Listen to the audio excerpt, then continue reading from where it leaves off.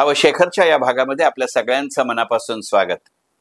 भावशेखरचा आपला आजचा विषय सुप्रसिद्ध कवी, लेखक, पटकथाकार, दिग्दर्शक आणि सर्व साहित्यिक अशा गुलजार यांचा जीना यहाँ हा कथासंग्रह, ज्यांची प्रत्येक कथा एक कविता असते आणि ज्यांच्या प्रत्येक कवितेत एक कथा असते असा साहित्यिक म्हणजे गुलजार. जीना यहाँ हा 2010 साली वाणी प्रकाशनानं गुलजारांच्या 7 कथांचा हिंदीमध्ये प्रकाशित केलेला छोटेखानी कथासंग्रह. अगदी सर्वार्थानी छोटेखानी.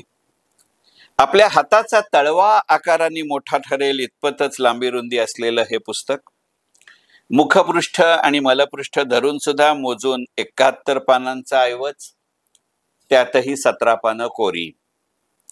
पण छापील पानांवरच्या कथा इतक्या अस्खलित आहेत की त्यांना उद्देशून ऐवज हाच एकमेव शब्द आणि म्हणून मगाशी म्हणलं मुखपृष्ठ आणि मलपृष्ठ धरून सुद्धा मोजून 71 पानांचा ऐवज.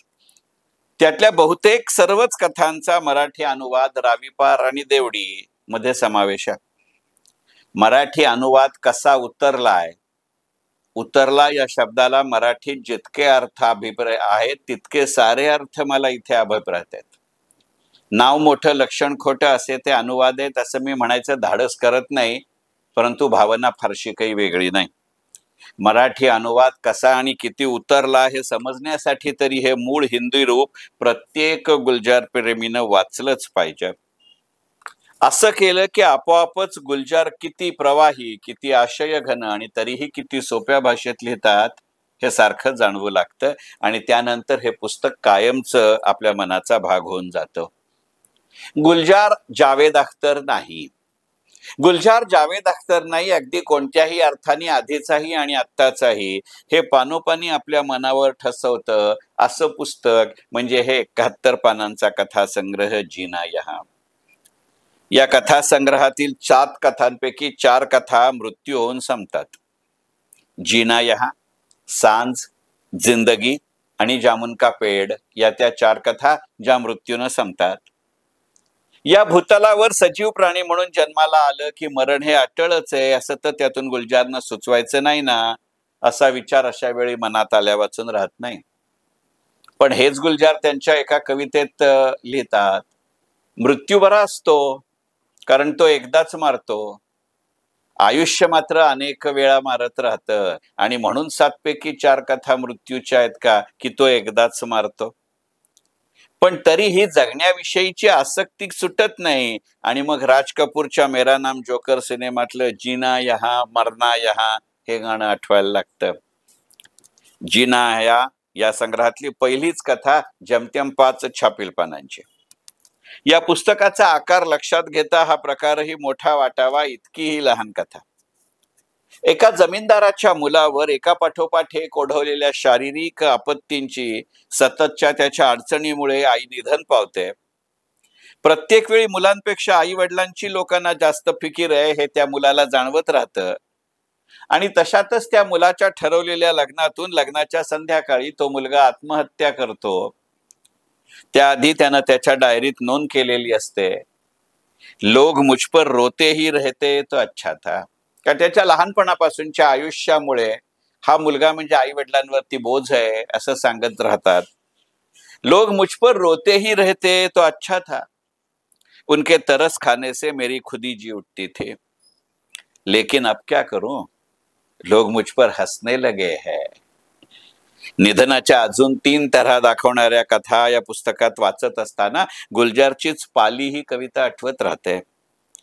ती कविता ही त्यांच्या लाडक्या कुत्र्याच्या अपघाती मरणाबाबत आहे.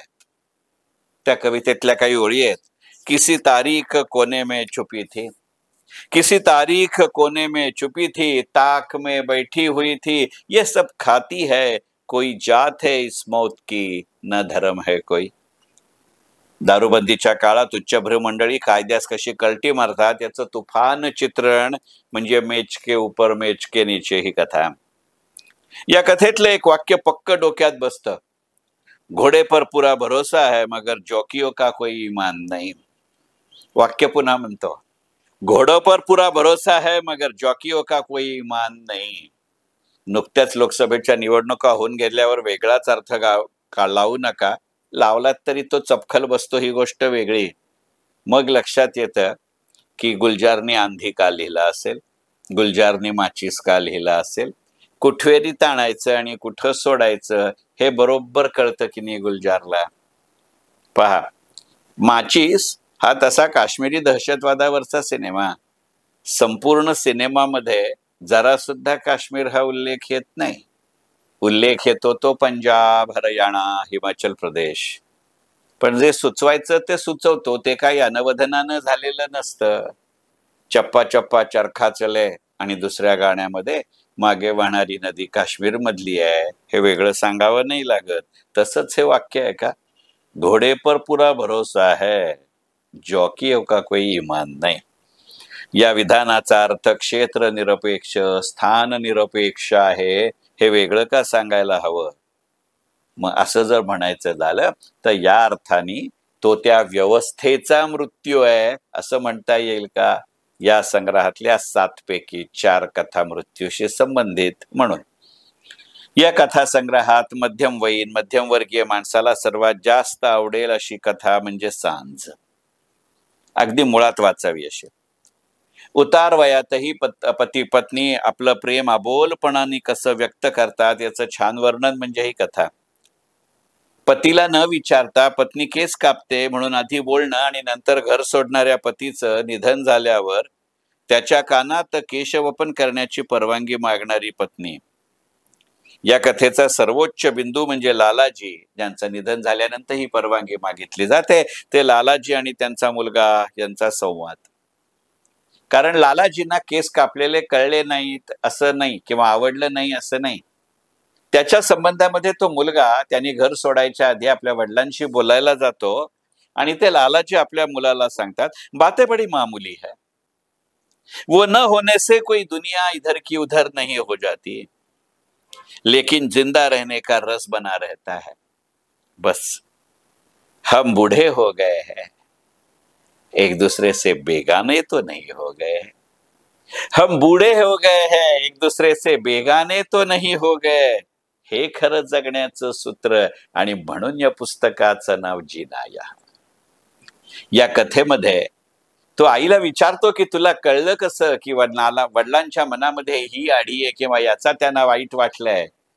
तर आई म्हणते, एकमेकांच्या सहवासाचा 38 वर्षाचा आमचा रियाज आहे. दररोजच्या जगण्याला रियाज म्हणण्याचं कथा सामर्थ्य म्हणजे गुलजार आणि म्हणून त्याचं नाव जिना. असं तर हे पुस्तक वाचकाला पावलोपावली सांगत राहत ना. मला स्वतःला असं वाटतं, हे खरं सांगायचं म्हणजे पुस्तक असं सांगत राहतं, काळाच्या ओघात बदलणं म्हणजे जिना. आणि काळाच्या धाकात बदलणं म्हणजे मरणा.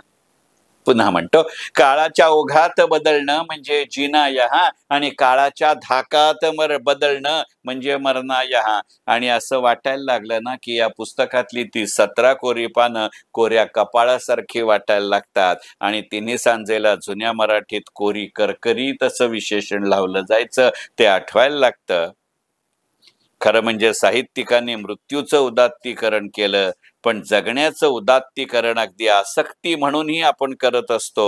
आणि म्हणून तर मृत्यू आला तरी तो दुसऱ्याच्या दारी अशाही अर्थाने जिना. भाव शेखर जिना.